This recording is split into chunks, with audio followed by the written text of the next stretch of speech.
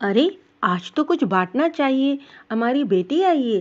इसे देखकर हमीदुल्ला अंकल बड़े बेसाख्ता अंदाज में बोले, क्योंकि इतने मरासिम होने के बावजूद वो बहुत कम उनके घर जाती थी।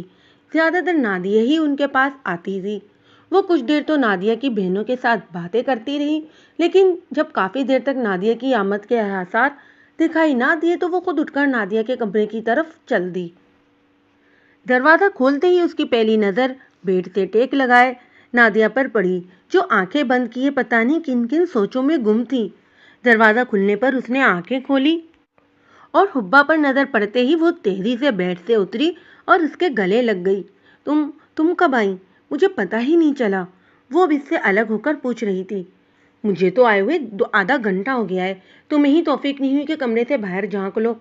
मुझे लगा अब्बू के मेहमान हैं, तुम्हारा कोई प्रपोजल आया है? कुछ भी सख्त कहने से पहले उसने तस्दीक करना ज़रूरी समझा था। हाँ, हमजा का। नादिया का सर नफ़ी में हिला। तो फिर? वो बहरान हुई। पप्पू तबस्सुम के बेटे का। वो? उब्बा को हैरत का झटका लगा, लेकिन इसके बरस नादिया का चेहरा सपाट था। यकीनन अंकल ने इनकार कर दिया होगा। उसके पुर यकीन अंदाज पर नादिया का सर नफ़ी में हिला। तो तुमने मना कर दिया? मुझसे तो किसी ने पूछा ही नहीं। क्या मतलब पूछा ही नहीं? शादी तुम्हें करनी हो, तुमसे ही नहीं पूछा? हुब्बा को बुरा लगा। मैंने अम्मी से कहा था कि मुझे पसंद नहीं। उन्होंने पहले तो मुझे काफ़ी बातें सुनाई, फिर ये कहकर चली गई कि जो पसंद है वो अपने बाप को बता दो। हाँ तो ठीक है ना, तुम अंकल को बता दो कि तुम किसी और को पसंद करती हो। ये इतना आसान नहीं है जितना तुम समझ रही हो। जिस तरह तुम अंकल से फ्रैंक हो, इनसे हर बात कर लेती हो, मैं तो ऐसा सोच भी नहीं सकती। तुम जानती हो हम तीनों बहनें शुरू से ही अब्बू से कितना डरती हैं, और अम्मी से बात की तो उन्होंने भी यूं रिएक्ट किया जैसे मैंने पता नहीं कितना बड़ा गुनाह कर दिया हो। अब की बार वो जब्त खो बेटी हुब्बा कितनी देर खामोशी नज़रों से उसे देखती रही, लेकिन जब उसका रोना बंद नहीं हुआ तो उसे बोलना पड़ा। नादिया प्लीज़ यार, तुम रोना तो बंद करो। कहने के साथ ही उसने नरमी से उसके आंसू साफ किए। अगर तुम कहो तो मैं पापा से बात करूं, वो अंकल को समझाएं। नादिया ने रोते हुए नफ़ी में सर हिलाया। कोई फ़ायदा नहीं, मैं जानती हूँ अपने घर वालों को। अगर अंकल ने अब्बू से बात की तो वो उसे अपनी अना का मसला बना लेंगे और जिसमें मेरी शादी वहीं करेंगे, और मैं बेहया बेशरम कहलाऊंगी। हुब्बा कुछ बोलना चाहती थी, लेकिन ये बात उसकी नहीं नादिया की हो रही थी, और नादिया भी अपनी जगह सही थी। उसने गहरा सांस लिया और बोली, तुमने खजर को बताया? नहीं, क्या फ़ायदा, कुछ होना तो है नहीं। नादिया के मायूस लहजे पर उसे गुस्सा आ गया। तुम पहले से ही सब फर्ज करके क्यों बैठ जाती हो कि ऐसा नहीं हो सकता? होने को तो कुछ भी हो सकता है, बस हिम्मत होनी चाहिए। इससे पहले वो मजीद कुछ कहती, नादिया की छोटी बहन अंदर आ गई। बाजी, खाना लग गया है, अम्मी आप दोनों को बुला रही हैं। तुम जाओ अब्बा, मुझे भूख नहीं है। तुम्हारी नाराज़गी अपने घर वालों से है, अब कम से कम मेरे लिए तो चलो और खाना खाओ। उठो, शाबाश। हुब्बा ने उसका हाथ पकड़कर उठाया तो खामोशी से उसके साथ चल पड़ी। पापा, दूध। वो गिलास साइड टेबल पर रखकर उनके करीब बैठ गई। उन्होंने किताब से नज़र हटाकर उसका चेहरा देखा। क्या कोई बात करनी है? इसके यूं फुर्सत से बैठने पर उन्होंने मुस्कुराकर कहते हुए किताब बंद करके साइड टेबल पर रखी और ऐनक उतारकर बगौर उसको देखने लगे। वो उनके इतने सही अंदाजे पर अपनी जप मिटाने के लिए उसने दूध का गिलास उनके आगे कर दिया। अंकल ने जिस प्रपोजल का मशवरा करने के लिए आपको बुलाया था, बात हुई? हाँ, हमीदुल्ला की बहन का बेटा है। तो फिर आपने क्या कहा उन्हें? उसके सवाल पर उन्होंने कुछ हैरत से उसे देखा। मुझे क्या कहना था भाई, वो उसकी बहन का बेटा है, उनका देखा बाला है, और क्या चाहिए? पापा, हुब्बा झुंझलाकर बोली, किसी प्रपोजल को एक्सेप्ट करने के लिए ये कौन सा फार्मूला है कि अपने हैं? वो मुंह बिगाड़ कर बोली, मुझे तो अंकल की समझ ही नहीं आती। यही सब करना था तो बेटियों को पढ़ाने की क्या ज़रूरत थी? पहले इनको शऊर दिलाते हैं, और जब इस शऊर को इस्तेमाल करने का मौका आता है तो वालिदैन चाहते दिमाग और आंखें बंद कर लो, और जिस कुएं में हम धक्का दे रहे हैं इसमें आंखें बंद करके कूद जाओ।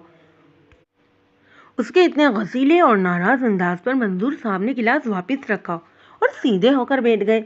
अपनों में शादी करना अंधा कुआं कैसे हो गया? पापा, अंकल ये नहीं देख रहे कि उसका बैकग्राउंड क्या है, इसकी तालीम क्या है। नादिया एमए कर रही है और वो एफए, कोई जॉब भी नहीं करता।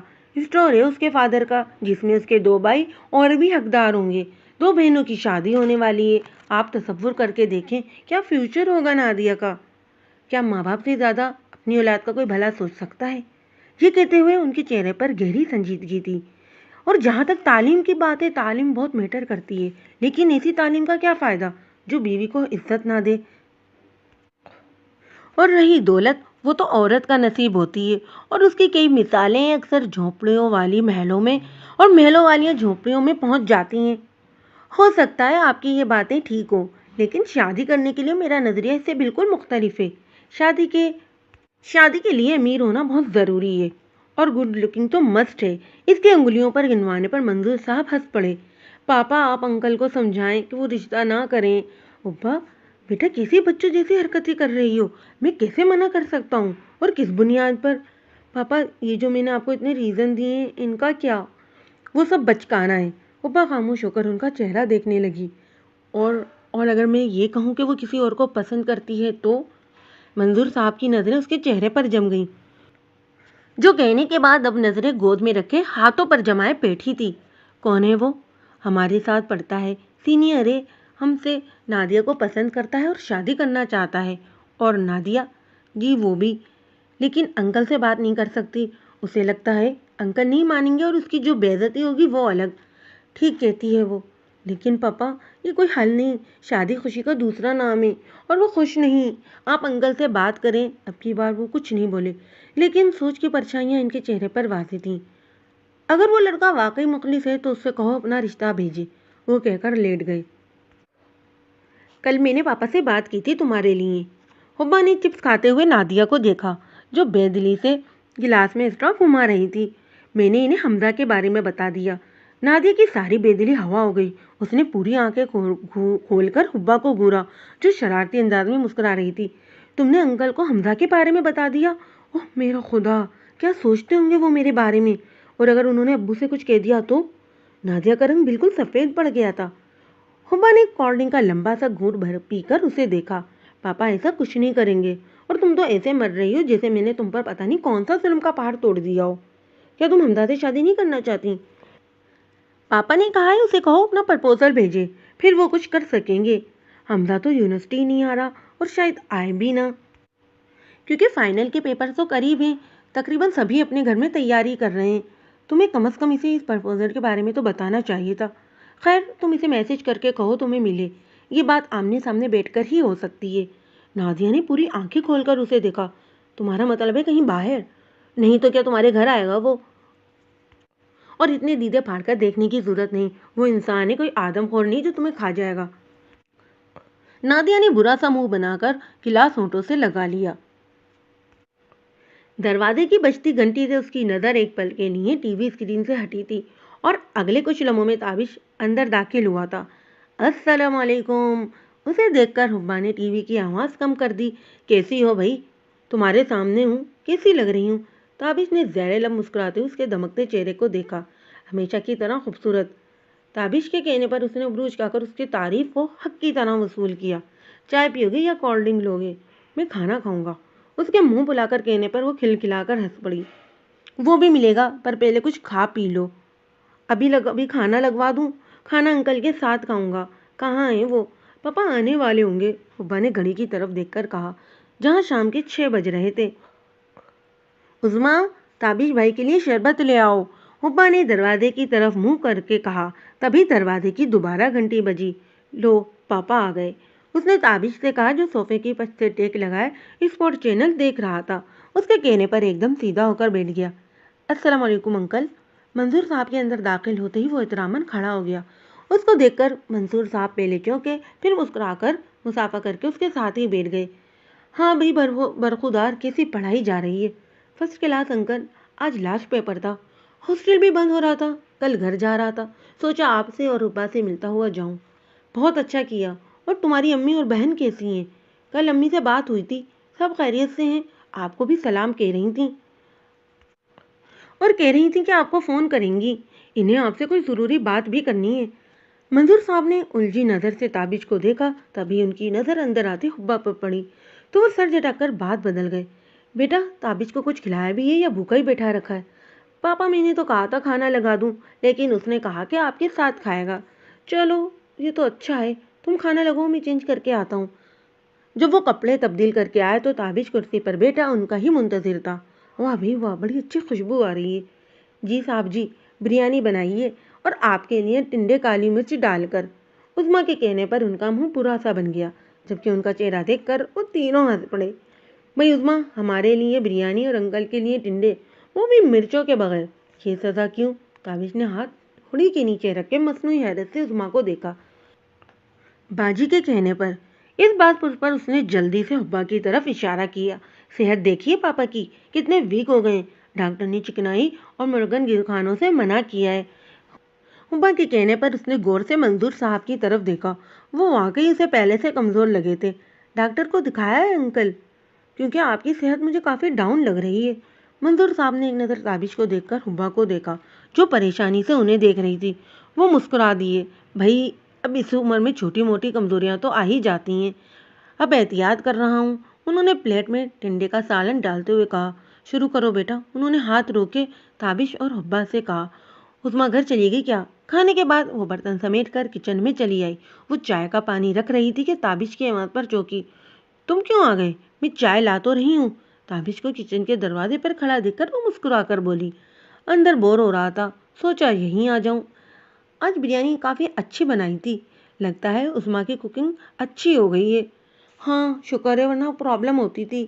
تم بھی کچھ سیکھ لو اس سے۔ تابش نے زیر لب مسکراتے ہوئے اسے دیکھا۔ کیوں؟ عظمیٰ ہے تو پکانے کو۔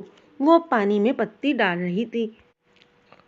عظمیٰ ساری عمر تو تمہارے ساتھ نہیں رہے گی نا؟ کیا انکل جہیز میں عظمیٰ تمہارے ساتھ بھیجیں گے؟ حبا نے غصے سے اسے دیکھا۔ عظمیٰ نہیں ہوگی تو کوئی اور ہوگی، تمہیں میرے لیے اتنا پریشان ہونے کی ضرورت نہیں۔ کیوں؟ تابش زور سے بولا۔ میں پریشان نہیں ہوں گا تو اور کون ہوگا؟ مطلب؟ حبا پوری طرح اس کی طرف مڑ کر اسے دیکھنے لگی۔ آخر کار آپ کو شادی کر کے میرے گھر جو آنا ہے، اور میرے گھر کوئی عظمیٰ اور عظمیٰ جیسی کوئی نہیں ملے گی۔ وہ جو پوری توجہ سے تابش کو دیکھ رہی تھی، اس کی بات پر ایک پل کے لیے حیران اور پھر پتہ نہیں کون سی کیفیت کا شکار ہو کر رخ موڑ گئی۔ تمہیں یہ غلط فہمی کیوں ہوئی؟ اب کی بار یہ سوال کرتے ہوئے اس کی آواز دھیمی تھی۔ یہ نہ تو غلط فہمی ہے اور نہ ہی خوش فہمی۔ مجھے، امی اور نورین، ہم سب کو تم بہت اچھی لگتی ہو، اور امی کی تو ہمیشہ سے خواہش ہے تمہیں اپنی بہو بنانے کی۔ حبا خاموشی سے اسے سنتی رہی اور اس کے خاموش ہونے پر بولی، جبکہ میں شروع سے سن رہی ہوں کہ تمہاری نسبت تو تمہاری پھپھی ذات سے ہو چکی ہے۔ وہ جو کسی اور جملے کی توقع کر رہا تھا، یہ سن کر بدمزہ ہوا۔ وہ کوئی یار نسبت نہیں تھی، صرف بچپن کی بات تھی، صرف ابو ایسا چاہتے تھے۔ لیکن میں نے تو سنا تھا کہ تم بھی ایسا چاہتے تھے۔ اس کی بات کاٹ کر وہ چڑھانے والے انداز میں بولی، اگر میں ایسا چاہتا تو اب تک وہ میری بیوی ہو چکی ہوتی۔ امی انکل سے ہماری منگنی کی بات کرنا چاہتی ہیں، اور کوئی بھی جواب دینے سے پہلے یہ سوچ لینا یہ امی اور نورین کی ہی نہیں، میری بھی خواہش ہے۔ حبا نے جواب دینے کے بجائے خاموش نظر اس پر ڈالی اور باہر نکل گئی۔ فائل پر لکھتا اس کا ہاتھ رک گیا تھا۔ چکر تو انہیں صبح سے آ رہے تھے، لیکن اب ایک دم آنکھوں کے سامنے اندھیرا چھا گیا۔ ہاتھ میں پکڑا پین ایک طرف پھینک کر انہوں نے اپنا چکراتا ہوا سر فائل پر ٹکا دیا۔ پتہ نہیں کتنے ہی لمحے بے ہوشی میں بیت گئے تھے۔ نیم بے ہوشی کی کیفیت میں انہیں احساس ہوا جیسے کسی نے ان کا نام پکارنے کے ساتھ انہیں کندھے سے پکڑ کر جھنجھوڑ دیا ہو۔ انہوں نے بے مشکل اپنی بند ہوتی آنکھوں کو کھولا اور حمید اللہ کے ساتھ آفس کا دوسرا اسٹاف بھی ان کے گرد کھڑا انہیں پریشان نظروں سے دیکھ رہا تھا۔ تمہیں کیا ہوا ہے؟ حمید اللہ نے ان سے سوال کیا، اور انہیں یاد آیا کہ ان کے سر میں شدید درد تھا، لیکن اب شدت کا وہ احساس نہیں تھا۔ پتہ نہیں یار، چکر سا آ گیا تھا، لیکن اب میں ٹھیک ہوں۔ حمید اللہ سے کہنے کے بعد باقی لوگوں سے مسکرا کر انہوں نے خود کو ٹھیک ظاہر کیا تھا۔ سارا اسٹاف انہیں حسب توفیق مشورے دے کر دوبارہ اپنے کاموں میں مصروف ہو گیا تھا۔ یہ سر کا چکرانا معمولی تو نہیں ہو سکتا، کیونکہ اب تک تمہارے چہرے کا رنگ نارمل نہیں ہوا۔ حمید اللہ قدر پریشانی سے ان کا پلہاٹ مائل رنگ دیکھ رہے تھے۔ نہیں یار، ایسا کچھ بھی سیریس نہیں، عمر کا تقاضا ہے، ہو سکتا ہے بی پی لو ہو گیا ہو۔ انہوں نے حمید اللہ سے زیادہ خود کو تسلی دی تھی۔ جو کچھ بھی ہے تمہیں ڈاکٹر سے مکمل چیک اپ کروانا چاہیے۔ تمہیں کچھ دن ریسٹ بھی کرنا چاہیے، بعد سے کچھ دن کی چھٹی لے لو۔ ٹھیک ہے، وہ اصابت میں سر ہلا کے بولے۔ چھٹی کے وقت وہ درخواست لے کر باس کے آفس میں گئے۔ دستک دینے کے بعد ان سے غلطی یہ ہوئی کہ انہوں نے اجازت کا انتظار کیے بغیر دروازہ کھول دیا، اور سامنے جو انہیں منظر نظر آیا اس نے نہ صرف انہیں نظریں جھکانے پر مجبور کر دیا بلکہ 2 قدم پیچھے ہٹنے پر بھی مجبور کر دیا۔ ان پر جھکی ان کی پرسنل سیکرٹری، جس کو اپائنٹمنٹ ہوئے صرف 2 ہفتے ہوئے تھے، گھبرا کر ان سے دور ہٹی تھی۔ جبکہ نروس تو وہ بھی ہو گیا تھا، لیکن وہ مالک تھا۔ مسٹر منظور، آپ کو اتنی بھی تمیز نہیں ہے کہ نہ کرنے کے بعد اجازت کا انتظار بھی کرتے ہیں؟ I am sorry sir. وہ اسی طرح سر اور نظر جھکائے ہوئے بولے۔ کیا عذاب آپ پر نازل ہو گیا تھا جو آپ یوں منہ اٹھا کر اندر آ گئے؟ سر وہ میں یہ درخواست دینے آیا تھا۔ کس چیز کی درخواست؟ باز نے ابرو اچکا کر انہیں دیکھا۔ سر کچھ دنوں سے میری طبیعت ٹھیک نہیں، مجھے تو آپ کی طبیعت میں کوئی خرابی نظر نہیں آ رہی، ہٹے کٹے تو کھڑے ہیں۔ ان کی بات پوری ہونے سے پہلے ہی وہ تو مسکرانہ انداز میں بولا۔ جوبن دوسرے صوفے پر بیٹھی سیکرٹری کھلکھلا کر ہنس پڑی۔ غالباً وہ اپنی گھبراہٹ پر قابو پا چکی تھی۔ دیکھیں مسٹر منظور، وہ قدرے جھک کر آگے کو ہوا، آپ یہ احسان مانیں کہ ڈیڈی کی وجہ سے آپ ابھی تک ٹکے ہوئے ہیں، لیکن اگر آپ کو لگتا ہے کہ آپ کی صحت اجازت نہیں دیتی تو آپ یہ جاب چھوڑ کر جا سکتے ہیں۔ اور اب آپ کھڑے کھڑے میرا منہ کیا دیکھ رہے ہیں؟ جائیں، اور اگر کل ٹھیک ہیں تو آئیں، ورنہ آپ کی جگہ لینے والے بہت ہیں۔ منظور صاحب نے خاموش نظر سامنے بیٹے بوس پر ڈالی اور اسی طرح سر جھکائے نکل آئے۔ باہر حمید اللہ ٹہلتے ہوئے انہیں کا انتظار کر رہے تھے۔ کیا ہوا؟ منظور ہو گئی چھٹیاں؟ انہوں نے سر نفی میں ہلایا۔ کیوں؟ جوبن، جو ان سے کہا گیا تھا انہوں نے حمید اللہ کو بتا دیا۔ کچھ لمحوں کے لیے تو وہ بول ہی نہیں سکے۔ مجھے تو یہ سمجھ میں نہیں آتا کہ قریشی صاحب کے گھر کیسا شیطان پیدا ہو گیا ہے۔ خود وہ کتنے پرہیزگار آدمی ہیں اور بیٹا کیسا گندا اور عیاش۔ اس کی ان بری حرکتوں کی وجہ سے کمپنی کی ریپوٹیشن بھی خراب ہو رہی ہے۔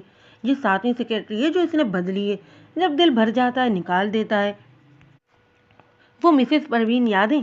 کتنی ایماندار اور نیک خاتون تھیں، آتے ہی انہیں نکال دیا، اور اس کے بعد تو روز ہی نیا چہرہ دیکھنے کو ملتا ہے۔ آفس کی سیڑھیاں اترتے ہوئے غائب دماغی سے حمید اللہ کی باتیں سن رہے تھے۔ آؤ میں تمہیں چھوڑ دیتا ہوں۔ اپنے اسکوٹر کی طرف بڑھتا دیکھ کر حمید اللہ بولے۔ وہ سر ہلا کر حمید اللہ کے پیچھے چلنے لگے۔ حمید اللہ، ابا کو میری طبیعت کے بارے میں مت بتانا ورنہ وہ پریشان ہو جائے گی۔ حمید اللہ نے ایک نظر انہیں دیکھا اور پھر سر ہلا دیا۔ ابا کیا ہم ٹھیک کر رہے ہیں؟ نادیہ نے ہاتھ مسلتے ہوئے ابا کو دیکھا جو چادر سر پر جمانے کے بعد اب اسی چادر سے منہ کو ڈھانپ رہی تھی۔ کیا کر رہے ہیں ہم؟ ابا نے ہاتھ روک کر حیرت سے نادیہ سے سوال کیا۔ یوں چھپ کر باہر جانا اور کسی نے دیکھ لیا تو؟ میں پہلے یوں نہیں گئی۔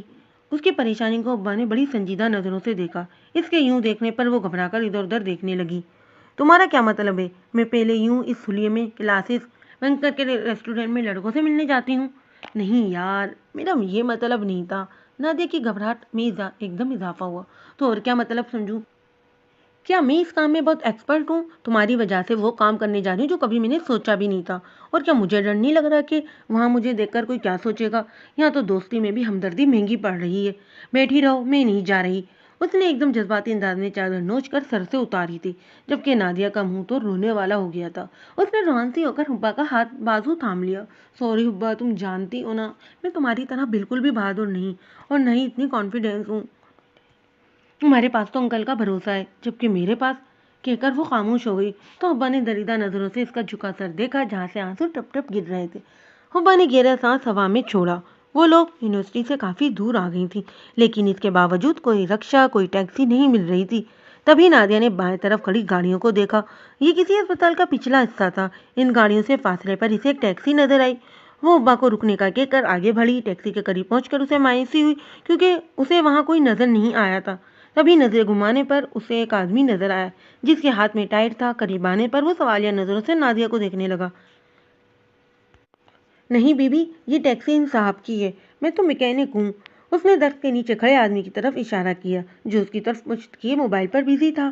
نادیہ نے حبا کو موبائل پر کال کر کے اسے ٹیکسی ملنے کی خوشخبری سنائی اور خود ٹیکسی ڈرائیور کی طرف چل پڑی۔ سنیے بھائی، مال روڈ تک جانا ہے۔ اس شخص نے فون کان سے ہٹا کر حیرت سے نادیہ کو دیکھا۔ وہ ٹیکسی آپ کی ہے نا؟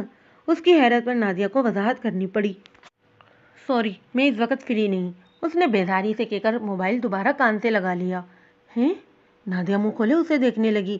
اسے یوں کھڑا دیکھ کر سامنے کھڑے شخص نے ماتھے پر بل ڈال کر اسے دیکھا تو نادیہ خنجل ہو کر واپس مڑ گئی۔ سامنے سے حبا تیزی سے چلتی اسی کی طرف آ رہی تھی۔ چلیں پھر، اس کے قریب پہنچتے ہوئے وہ پھولی سانس کے ساتھ بولی۔ اس ٹیکسی ڈرائیور نے منع کر دیا ہے، نادیہ نے برا سا منہ بنا کر کہا۔ کیوں؟ حبا نے پوری آنکھیں کھول کر اسے دیکھا۔ کہتا ہے وہ فری نہیں۔ اب کے حبا نے بایاں ابرو اچکا کر نادیہ کو دیکھا اور حبا فوراً شروع ہو گئی۔ انسان کو اپنی روزی پر لات نہیں مارنی چاہیے۔ آپ کے پیسنجر کھڑے اور آپ ہیں جو ایٹیٹیوڈ دکھا رہے ہیں۔ وہ ماتھے پر بل ڈالے غصے سے تیز تیز بولتی جا رہی تھی۔ ہمیں بھی کوئی شوق نہیں اس پٹیچر ٹیکسی میں بیٹھنے کا، لیکن مجبوری ہے، ہمیں کہیں ضروری پہنچنا ہے اور دوسری کوئی سواری نہیں مل رہی۔ مقابل کی حیرت اب دلچسپی میں بدل گئی تھی۔ کہاں جانا ہے آپ کو؟ اس کے سوال پر وہ حیران ہوئے بغیر مطلوبہ جگہ کا پتہ بتا کر شانہ انداز میں چلتی ہوئی ٹیکسی کے کھڑی کری نادیہ کو اشارہ کیا۔ کیا ہوا؟ نہیں مانا؟ ارے مانتا کیسے نہیں، میں بات کر رہی تھی۔ وہ مسکرا کر بولی، آپ ٹھہرے، میں گاڑی کی چابی لے کر آتا ہوں۔ اپنے پیچھے ان دونوں نے اس ٹیکسی ڈرائیور کی آواز سنی۔ یار اب کیا اتنی ترقی ہو گئی کہ ٹیکسی کی چابیاں اسپتال سے ملنے لگی ہیں؟ نادیہ اسپتال کی عمارت کی طرف جاتے ٹیکسی ڈرائیور کو دیکھ کر بولی، ہمارا کام ہو رہا ہے نا، ہمیں کیا چابیاں اسپتال سے ملی حوالات سے؟ ٹیکسی ڈرائیور کو آتا دیکھ کر وہ دونوں ٹیکسی میں بیٹھ گئی۔ ریسٹورینٹ کے قریب پہنچ کر ان دونوں نے نقاب والی چادریں اتار کر اپنے ہینڈ بیگ میں رکھیں، بالوں میں برش کیا۔ ڈرائیور نے سرسری نظر سے شیشے پر ڈالی اور نقاب پوش حسیناؤں کے جلوے دیکھ کر اس کے دیدے پھٹنے کے قریب کھل گئے۔ حبا کی نظر سامنے پڑی تو اس کے ماتھے پر بل پڑ گئے۔ وہ اسے سخت سنانا چاہتی تھی، لیکن نادیہ کے اترنے اور حمزہ کو منتظر کھڑے دیکھ کر وہ اتر گئی تھی، لیکن اس کے قریب سے گزرنے پر وہ اس پر خونخوار نظر ڈالنا نہیں بھولی تھی۔ کیا منگواؤں، ٹھنڈا یا گرم؟ مسلسل 5 منٹ کی خاموشی کے بعد حمزہ کو پوچھنا پڑا تھا۔ حبا نے نظریں گھما کر ساتھ بیٹی نادیہ کو دیکھا، جو سر جھکا اپنے دونوں ہاتھوں کو دیکھنے میں مصروف تھی۔ حبا نے کھنگار کر گلا صاف کیا اور حمزہ کی طرف متوجہ ہوئی، کیونکہ جانتی تھی کہ محترمہ تو گونگے کا گڑ کھا کر بیٹھ چکی ہے، اب جو بھی بکواس کرنی ہے اسے ہی کرنی ہے۔ ہم یہاں کھانے پینے نہیں آئے بلکہ کچھ بات کرنے آئے، اور تم جانتے ہو کہ وہ کیا بات ہے۔ حبا کے کہنے پر حمزہ نے ایک نظر نادیہ پر ڈال کر دوبارہ حبا کو دیکھا۔ ہاں نادیہ نے مجھے بتایا تھا، لیکن تم بتاؤ مجھے کیا کرنا چاہیے؟ کیا مطلب کیا کرنا چاہیے؟ حبا کے ماتھے پر بل پڑ گئے تھے۔ تم پچھلے 1 سال سے نادیہ کے پیچھے محبت کی بانسری بجاتے پھر رہے ہو، اور اب ہم سے پوچھ رہے ہو کیا کرنا چاہیے؟ اس کے اشتعال بھرے انداز پر نادیہ نے گھبرا کر اس کے ہاتھ پر ہاتھ رکھ کر اسے ٹھنڈا کرنے کی کوشش کی۔ ہاں میں اب بھی نادیہ سے محبت کرتا ہوں، لیکن میں مجبور ہوں۔ حبا اب کی بار بولنے کے بجائے خاموشی سے اس کا منہ دیکھنے لگی، لیکن اس کے چہرے کے تاثرات ایسے تھے کہ بکو کیا بکتے ہو۔ مجھ سے بڑے بھائی اور ایک بہن ہے، اور ایک بہن مجھ سے چھوٹی ہے، اور سب کے سب انمیرڈ ہے۔ ایسے میں امی ابو میری شادی کے لیے کبھی نہیں مانیں گے، اور اس سے بڑی بات میں ابھی تک جاب لیس ہوں۔ وہی ساری شادی نہ کرنے کی ٹپیکل اسٹوری۔ اس کی ساری تقریر کے جواب میں حبا استدعائیہ انداز میں بولی تو نادیہ جو کب سے ضبط کیے بیٹھی تھی اس کی آنکھوں میں آنسو بہنے آ گئے۔ نادیہ اسے روتا دیکھ کر حمزہ ایک دم اٹھا۔ او پلیز، اس ہمدردی کی ضرورت نہیں۔ حبا نے ایک دم ہاتھ اٹھا کر اسے روکا تھا، اور وہ جیسے کھڑا ہوا تھا ویسے ہی بیٹھ گیا۔ حمزہ تم صاف بات کرو، تم شادی کرنا چاہتے ہو یا نہیں؟ حبا نے بڑی سنجیدگی سے اس کا چہرہ دیکھا۔ میں نادیہ سے شادی کرنا چاہتا ہوں، لیکن مجھے کچھ وقت چاہیے۔ کتنا؟ وہ مزید سنجیدگی سے بولی، 5-6 سال۔ نادیہ نے بے ساختہ ڈبڈبائی نظروں سے حمزہ کو دیکھا۔ تم جانتے ہو ایسا ممکن نہیں، نادیہ سے چھوٹی 2 بہنیں ہیں، اور وہ بھی اس عمر میں کہ ان کی شادی کر دی جائے۔ حمزہ کچھ دیر پرسوچ انداز میں میز کی سطح کو گھورتا رہا، جبکہ نادیہ کی امید بھری اور حبا کی سنجیدہ نظریں اسی پر جمی تھی۔ امی ابو نہیں مانیں گے؟ اوکے فائن، آج کے بعد تمہارا اور نادیہ کا کوئی واسطہ نہیں، آئندہ اپنی شکل نہ دکھانا۔ اس نے ایک دم کھڑے ہوتے ہوئے نادیہ کا ہاتھ پکڑ کر اسے کھڑا کیا۔ حمزہ ایک دم بکھلا کر اٹھا۔ حبا نادیہ پلیز بات تو سنو۔ لیکن حبا نادیہ کو کھینچتی ہوئی باہر لے آئی، لیکن چند قدم پر ٹھٹک کر رک گئی۔ وہی ٹیکسی ڈرائیور ٹیکسی کے دروازے سے ٹیک لگا بڑی اسٹائل سے کھڑا تھا۔ وہ تیزی سے آگے بڑھنے لگی، جب ٹیکسی ڈرائیور کی آواز پر رک کر غصے سے اسے دیکھنے لگی۔ میں آپ کو کرایہ دے چکی ہوں، اور پھر اس طرح کھڑا ہونے کا مطلب؟ جبکہ وہ اس کے بجائے نادیہ کو دیکھ رہا تھا، جو مسلسل آنسو صاف کر رہی تھی۔ مسٹر، میں آپ سے بات کر رہی ہوں۔ اس کے یوں نادیہ کو دیکھنے پر وہ ناگواری سے بولی، مجھے لگا آپ کو واپس بھی جانا ہوگا۔ اس کی بدتمیزی کے جواب میں وہ بڑی شائستگی کے ساتھ بولا۔ حبا نے دوسری ناگوار نظر روتی ہوئی نادیہ پر ڈالی اور ٹیکسی کا دروازہ کھول کر بیٹھ گئی، اور ناراضگی کے اظہار کے طور پر پوری طرح رخ موڑ کر کھڑکی سے باہر دیکھنے لگی۔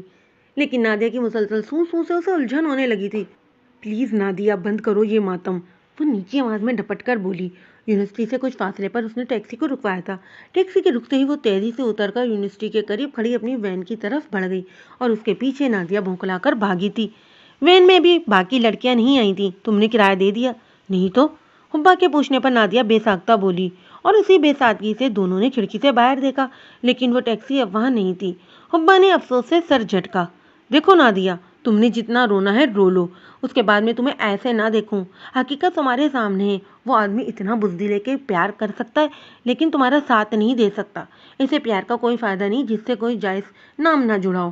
دوست ہونے کے ناطے میں نے تمہارا ساتھ دیا، اور اسی دوستی کے ناطے میں تمہیں یہ مشورہ دوں گی کہ تم وہی کرو جو انکل اور آنٹی چاہتے ہیں، کیونکہ اس کے علاوہ تمہارے پاس کوئی اور چوائس نہیں۔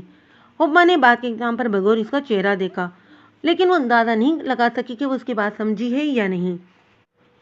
وہ کتاب کھولے بیٹھی تھی لیکن اس کا سارا دھیان باہر کی طرف لگا تھا۔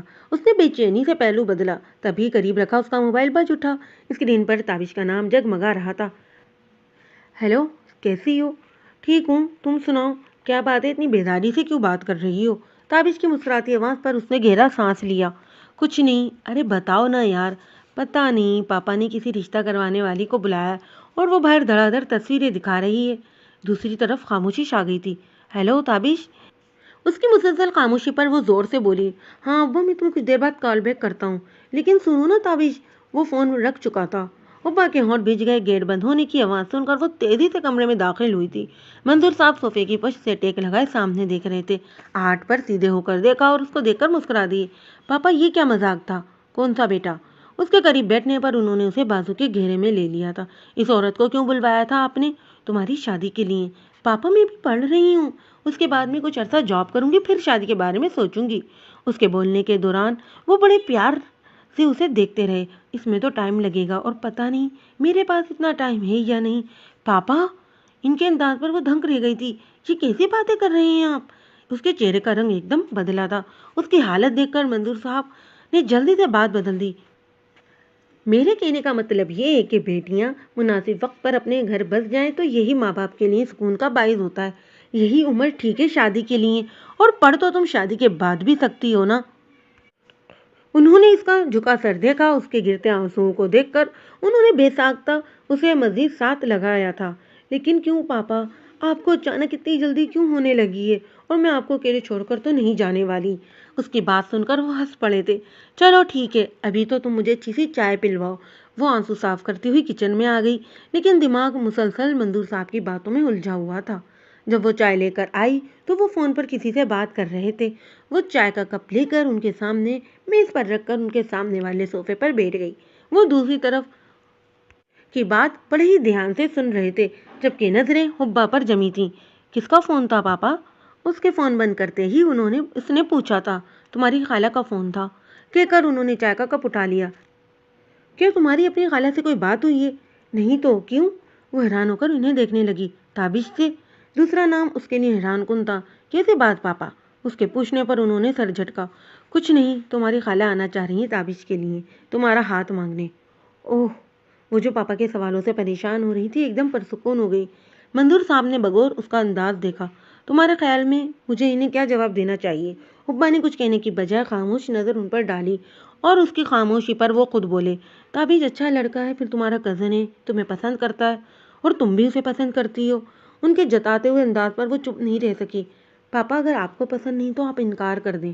میں نے یہ تو نہیں کہا کہ تابش مجھے پسند نہیں، لیکن مسئلہ یہ ہے کہ وہ کوئی جاب نہیں کرتا، والد اس کے حیات نہیں، وہ اکلوتا بیٹا ہے، ظاہر ہے شادی کی ذمہ داری اسی کی ہوگی، اور وہ کوئی اتنے ویل آف بھی نہیں، تو ظاہر ہے اس صورتحال میں سفر تمہیں کرنا پڑے گا۔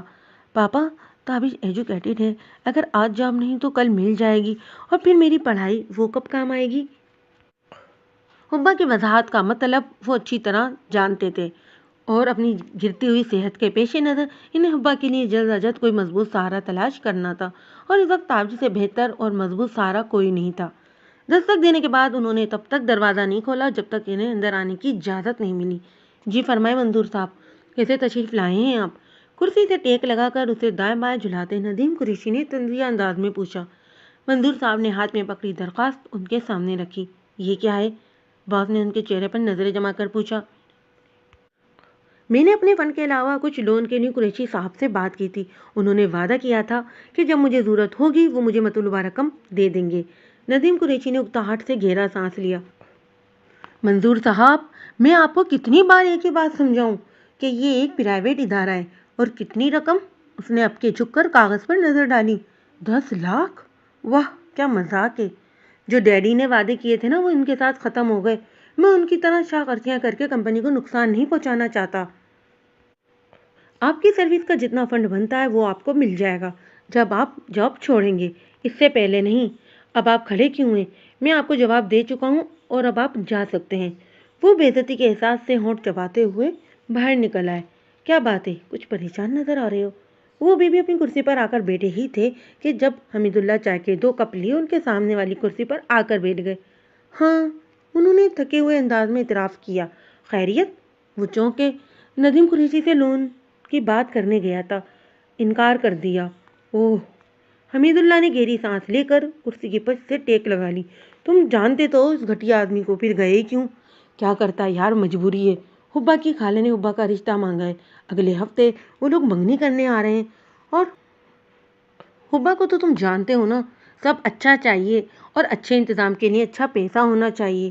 پھر شادی، اس کی تیاری کے لیے بڑی رقم کی ضرورت ہے، اور اس دن جو ٹیسٹ کروائے تھے اس پر بھی 30,000 لگ گئے تھے۔ اب ڈاکٹر نے وہ رپورٹس آگے شوکت خانم بھیج دی ہیں۔ خاموشی سے ان کی بات سنتے حمید اللہ نے چونک کر انہیں دیکھا۔ شوکت خانم کیوں؟ پتہ نہیں یار، ڈاکٹر کچھ بتا بھی نہیں رہا، کہتا ہے رپورٹ آنے کے بعد پتہ چلے گا۔ میں تو پریشان ہو گیا ہوں۔ انہوں نے واقعی اپنا سر تھام لیا تھا۔ منظور یار، ایسے پریشان نہ ہو، اللہ کرم کرنے والا ہے۔ انہوں نے اٹھ کر ان کے کندھے پر دلاسے کے انداز میں ہاتھ رکھ کر دباؤ ڈالا۔ میرے پاس کچھ پیسے ہیں۔ منظور صاحب نے جھٹکے سے سر اٹھایا۔ نہیں حمید اللہ، تمہاری خود سو صورتیں ہیں، اب ایسا بھی نہیں، میں بالکل لاش نہیں ہوں۔ انہوں نے مسکرانے کی کوشش کی۔ میں جانتا ہوں، اسی لیے کہہ رہا ہوں کہ تم لے لو، جب ہو واپس کر دینا۔ منظور صاحب نے سر نفی میں ہلایا۔ تم نے کہہ دیا حمید اللہ، یہی کافی ہے میرے لیے۔ تم یہ بتاؤ، نادیہ کے رشتے کا کیا بنا؟ آپا آئی تھی کل، انگوٹھی پہنا گئیں، گھر کی بات ہے اس لیے کوئی فنکشن نہیں کیا۔